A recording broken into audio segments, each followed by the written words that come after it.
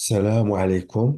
Dans cette séance, on va poursuivre le résumé de cours qu'on a commencé qui concerne les suites numériques en faisant aujourd'hui un rappel sur les suites arithmétiques, soit R,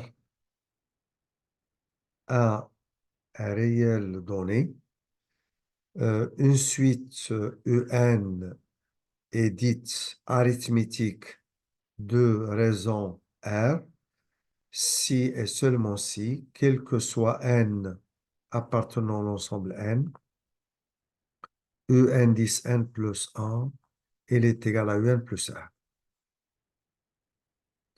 On voit bien que la relation que vous avez là, c'est une relation récurrente, et on trouve dans cette relation récurrente que tout terme de la suite, sauf le premier lié à U0, qu'il est égal au terme qui est juste avant, c'est-à-dire le précédent, à qui on ajoute 1. Je reprends.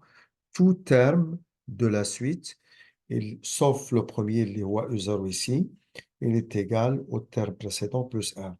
Donc, si je prends par exemple U1, ça va être le précédent, c'est U0, mais plus 1. Si je prends U2, le précédent, c'est U1, mais plus 1. Si je prends U3, le précédent, c'est U2 plus 1. Si je prends UN10, N plus 19, le précédent, c'est UN10N plus 18, mais plus 1. Voilà quand on voit bien ce qu'on a dans cette relation que vous avez là.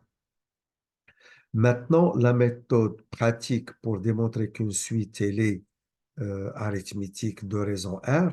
Un exemple, si on prend une suite Vn et qu'on demande de démontrer que cette suite est une suite arithmétique de raison R, elle est égale à 9 par exemple. Alors, on n'a qu'à montrer que pour quel que soit n appartenant à l'ensemble n, alors la différence Vn10 n plus 1 moins Vn, on démontre qu'elle est égale à 1. Voilà. Une fois c'est établi, donc on va dire effectivement que la suite elle est arithmétique de raison R. Toujours pour les suites arithmétiques. Si maintenant Vn est une suite arithmétique et qu'elle est de raison R et on veut déterminer Vn en fonction de n.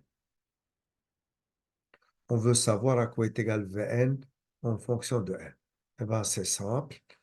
Si on connaît V0, si on a bien le V0, on va répondre que Vn, il est égal à V0 plus N1. Si on a le V1, eh ben on répond que Vn, il est égal à V1, mais plus N moins 1 facteur de R. Si en général on a un Vp, et on le sait à quoi est égal, on répond que Vn, il est égal à Vp plus N moins P, tout ça facteur de R. Et là on voit bien que en utilisant V0, eh ben, ce n'est qu'un cas particulier de ce qu'on a comme relation ici. Parce que ce qu'on a comme relation ici, alors là, vous avez Vn et là, vous avez Vp. Et là, on prend N moins P. On prend le N moins P. Et là, vous voyez bien que vous avez le N et vous avez le P. Mais le P, c'est 0. Et quand on prend N moins 0, ça donne N. Et là, vous avez le N et vous avez le P. Mais le P, c'est 1. Alors, N moins P, donc c'est N moins 1. Eh ben, si on connaît cette relation générale, on peut l'appliquer facilement au cas où on utilise V0 et aussi au cas où on utilise V1. Mais je vous conseille de retenir par cœur la première. Et pour les autres, bon, je vous conseille toujours de passer par le cas général. Voilà en ce qui concerne Vn en fonction de n. Maintenant, en ce qui concerne la somme. Si on envisage la somme Sn, et c'est la somme suivante, alors c'est Vp plus V indice P plus 1, et ainsi de suite, jusqu'à Vn. Et là, c'est pour quel que soit le P qui est inférieur ou égal à N. Alors, la somme que vous avez là, c'est une somme, mais on voit bien qu'elle est très particulière. Pourquoi? Parce que c'est une somme d'un certain nombre de termes qui sont consécutifs. Il y a le Vp, il y a le suivant, le V indice P plus 1, et ainsi de suite le V indice P plus 2, et ainsi de suite jusqu'au dernier, le Vn. La première question qu'on se demande, quel est le nombre de termes qu'on a dans cette somme? Eh bien, le nombre de termes qu'on a dans cette somme n'est rien autre que le n que vous avez, moins p, plus à qui on ajoute 1. Eh bien, le nombre de termes que vous avez là n'est rien autre que n moins p plus 1. Eh bien, il s'agit de n moins p plus 1 termes en total. Si maintenant si Vn est une suite arithmétique, eh bien, dans ce cas, le Sn, elle est égale, on peut donner cette somme sous sa forme réduite, et sa forme réduite n'est rien autre que n moins p plus 1, mais le tout divisé par 2, facteur de Vp plus Vn. Qu'est-ce qu'il a de très particulier, cette forme réduite? Je dis cette forme réduite. Le n moins p plus 1 que vous avez ici, le n moins p plus 1 que vous avez ici, n'est rien autre que le nombre de termes que vous avez dans la somme. Et le Vp n'est rien autre que le premier terme de la somme. Le Vn, c'est le dernier terme de la somme. Donc, si la suite est arithmétique, bah, on peut tout de suite, à cette somme, donner sa forme réduite.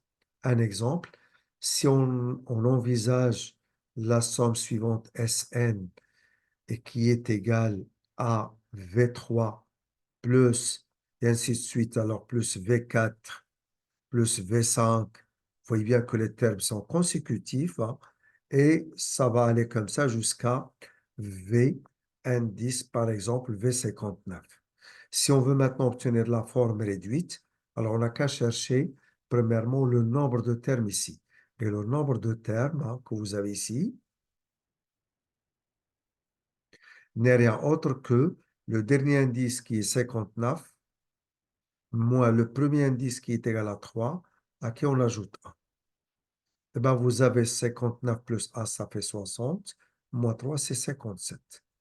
Donc, ce nombre, c'est 57, mais le nombre de termes divisé par 2, facteur du premier maintenant, c'est V3, et le dernier, c'est V59. Donc, leur somme, alors il s'agit de V3 ici, plus V59. Un autre exemple, si maintenant il s'agit d'une suite EN et que cette suite, elle est arithmétique, et on veut maintenant pour la somme Sn, là j'ai mis N, mais normalement je l'enlève parce que il ne dépend pas de N cette somme, c'est de V3 jusqu'à V59. Maintenant, je vais prendre une somme qui dépend de N. Sn, c'est E, par exemple 5, plus, et ainsi de suite, jusqu'à E indice N plus 2023. Et ben, pour avoir cette somme sous sa forme réduite, alors on n'a qu'à déterminer d'abord le nombre de termes qui existent. Et ben, le nombre de termes qui existent,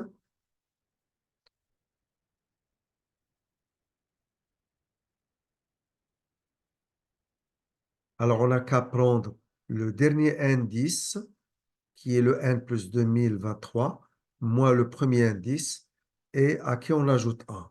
N plus 2023 moins 5, à qui on ajoute 1.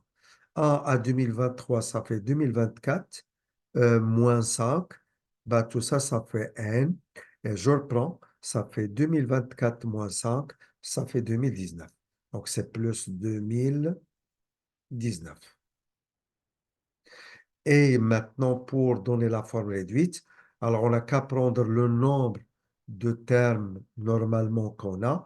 Et le nombre de termes qui existent dans cette somme, c'est n plus 2019. Ben là, c'est n plus 2019, mais le tout sur 2 selon le cours, facteur 2, le premier c'est U5 et le dernier c'est UN10 N plus 2023. Voilà, maintenant on a bien, je dois dire, la forme réduite de Sn.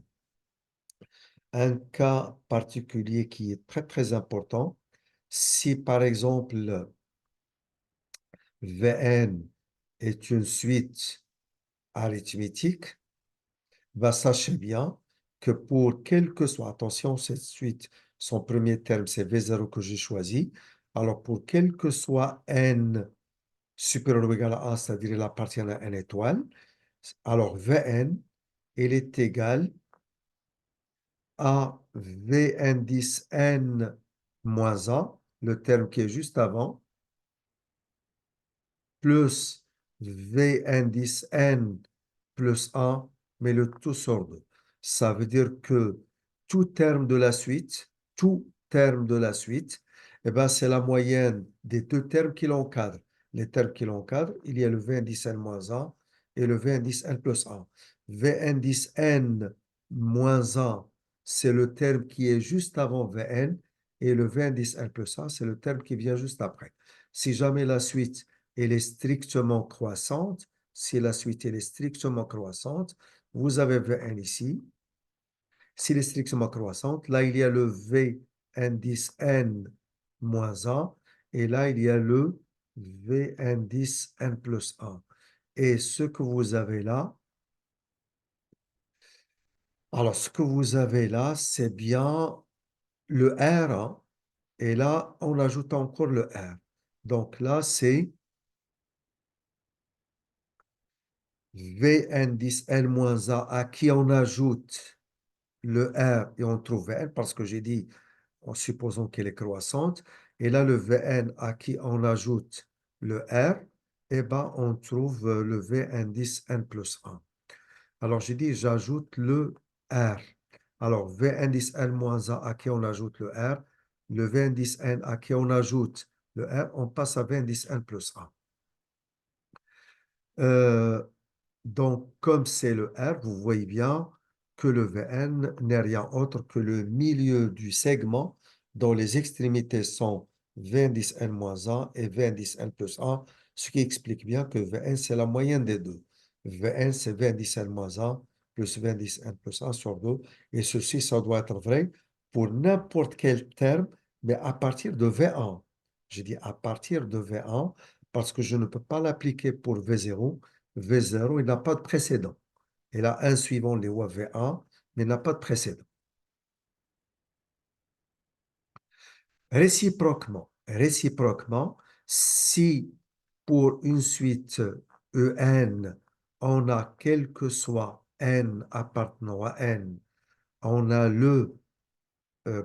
quel que soit n appartenant à n étoile, on a le Un qui est égal à U indice n moins 1 plus U indice n plus 1, mais le tout divisé par 2. Donc, si pour cette suite, cette propriété, elle est vérifiée, eh ben, on en déduit à ce moment-là que la suite Un est bien une suite arithmétique. Vous pouvez dire quelle est sa raison. C'est une question qu'on peut poser. Eh ben, la raison de cette suite, il vous suffit tout simplement de calculer U1 moins U0. Et comme ça, vous allez bien trouver le R. Pourquoi U1 moins U0? Parce que pour cette suite, son premier terme, c'est U0. Mais si jamais le premier terme, par exemple, n'est pas U0, on n'a qu'à calculer, si vous voulez, toujours la différence entre le deuxième terme, la différence entre le deuxième terme et le premier. S'il s'agit, par exemple, de la suite Wn, n supérieur ou égal à 2, et qu'il vérifie la propriété, une propriété, enfin, je parle de celle-ci, il vérifie cette propriété-là. Alors, pour avoir le R, on n'a qu'à prendre maintenant la différence des deux premiers termes. Et comme le premier, c'est W2, bah, ça va être W3 moins W2. C'est le choix le plus facile hein, pour avoir le R. C'est le choix le plus facile pour avoir le R. Voilà, je pense que c'est suffisant ce qu'on vient de voir maintenant, mais quand même, j'ajoute un petit détail dont j'ai parlé, un très petit détail dont j'ai parlé. S'il s'agit d'une suite Vn et que c'est une suite arithmétique, si le R elle est positif, alors la suite Vn elle est croissante et même strictement croissante. Et si le R elle est strictement négatif, alors la suite Vn elle est strictement décroissante. Bon, on ne va pas parler de R égale 0 parce que si R égale 0, la suite V1, ça sera une suite constante. Eh ben, c'est tout pour aujourd'hui. Eh ben, encore à ne pas oublier de vous abonner à la chaîne et de mettre j'aime afin de recevoir vite tout ce que je publie, tout ce que j'envoie en tant que cours et aussi en tant qu'exercice, problème et tout ce que j'envoie, vous pouvez enfin le voir vite. Allez, à la prochaine, Inch'Allah. On arrête cette séance d'aujourd'hui. Et bonne chance.